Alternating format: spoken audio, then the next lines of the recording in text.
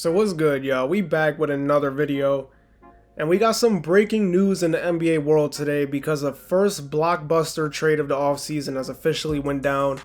The Atlanta Hawks have traded for all-star point guard Dejounte Murray for basically Danilo Gallinari and a bunch of future first-round picks, as San Antonio has officially revved up the tank. The tank is in full effect. They're going classic OKC tank mode right now. Spurs going all in for Victor Wembanyama in hopes that they win the lottery, because when you look at this Spurs team without Dejounte Murray, they're younger and they're guaranteed to be one of the worst teams in the league, especially playing in a stacked Western Conference. They should guaranteed be at least one of the top 6 worst teams in the league next season. So if San Antonio is sending their best player to Atlanta, let's discuss how Dejounte Murray can fit with his new team heading into next season. So first things first, I do have my questions offensively about how Trae Young and Dejounte Murray can work together in the backcourt, especially offensively if Trae Young is going to be the main guy with the ball in his hands like he always is, because of the fact, like I said in a previous video, Dejounte Murray is a scorer, but he's not a shooter.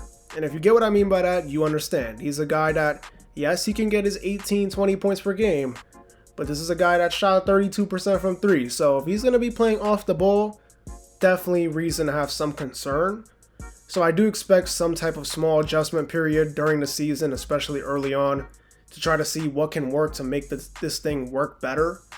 But what I do expect is I expect Trae Young to probably play more off the ball and have Dejounte Murray kind of run the show a little bit more. I think that's how it can work. Also staggering the minutes between the two and having one guy run the show while the other's on the bench and just have it go like that, then yeah, it can work. Because when you look at this team offensively, they got weapons. You got Bogdanovich, Werder, Collins if he's still on the team, if he doesn't get traded, Hunter. You got all guys that can shoot, be these knockdown guys for this team, especially when you have guys that can be dribble penetrators and get these guys open looks from 3, while also getting guys like Capella lobs at the rim. So it should do the Hawks offense wonders. They should be a more improved offensive team, as they were already pretty solid to begin with by having Trae Young. Now you add another dynamic playmaker in Dejounte Murray, obviously it levels their offense up. Now getting Dejounte Murray though on this team, the big thing for the Hawks to be happy about is defense. They were not a good defensive team last year, but now they're improved. Well, in the backcourt, they're improved because Dejounte Murray is one of the best defensive players in the league. He was the league leader in steals. He's a guy that can guard the other team's best player and be effective. Something the Hawks have needed because, to be honest, all they really had is a rim protector in Clint Capella. Everyone else on this team in the starting 5 this past season's kind of suspect on the defensive end. So getting a guy like that definitely changes things.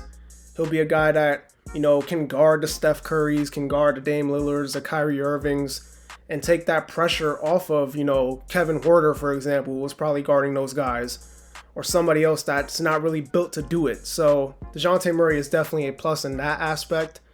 And overall, getting an all-star point guard is definitely a win because you add more talent onto your team.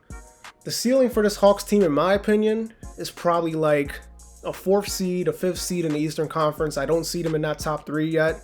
It's not like they made a major move.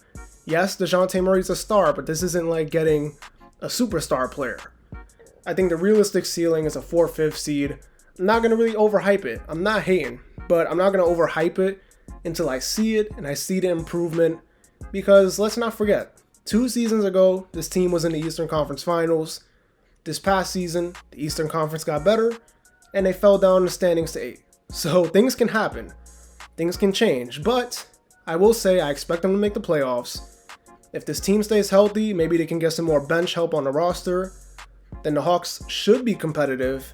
And who knows, maybe they can get back to the Eastern Conference Finals if the perfect storm just happens to go in their direction. If I look at them right now, I'd say the only teams that they're not better than right now, guaranteed. I don't think they're better than Philly. I don't think they're better than Miami. I don't think they're better than Boston. But I think they can compete with Brooklyn. I got to see a little bit more from Brooklyn. I know they got the talent, but things always happen in Brooklyn. So it's that 4th, 5th area.